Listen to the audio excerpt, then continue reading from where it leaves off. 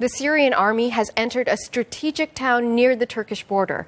It was invited by the Kurdish-led militia that controls the area to help defend it against the Turkish attack. Rebel fighters backed by Turkey have been massing outside the town and in anticipation of the U.S. military pulling out of Syria.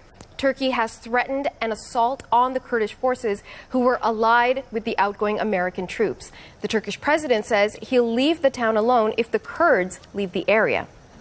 Let's turn now to Rebecca Collard, who is following developments from Beirut. Rebecca, what more do we know about the current situation there?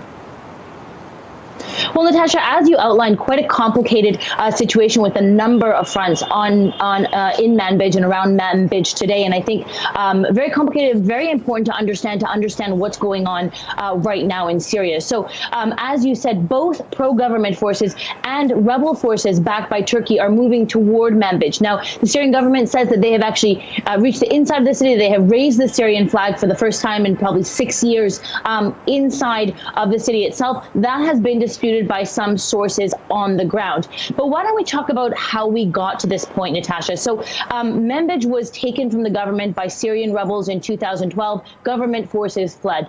After that, ISIS took the city. And then in 2016, these Kurdish forces that currently control Manbij pushed in and pushed ISIS out with the help of U.S. forces. Now, they did that across northern Iraq, taking swaths of territory from ISIS fighters with the help of the U.S. Now, Turkey has been clear from the beginning that it does not want these Kurdish forces on its border. You know, it fought a decades-long war with its own Kurdish separatists and said that this is unacceptable, that it won't allow these Kurdish forces to be on its border. Now, as you said, this surprise decision by the U.S. last week to withdraw has made the Kurds feel vulnerable to attack from Turkey. Of course, while U.S. troops are there, Turkey is very unlikely to attack the Kurdish forces. But now, as the U.S. forces leave, these Kurdish forces fear that Turkey will start this offensive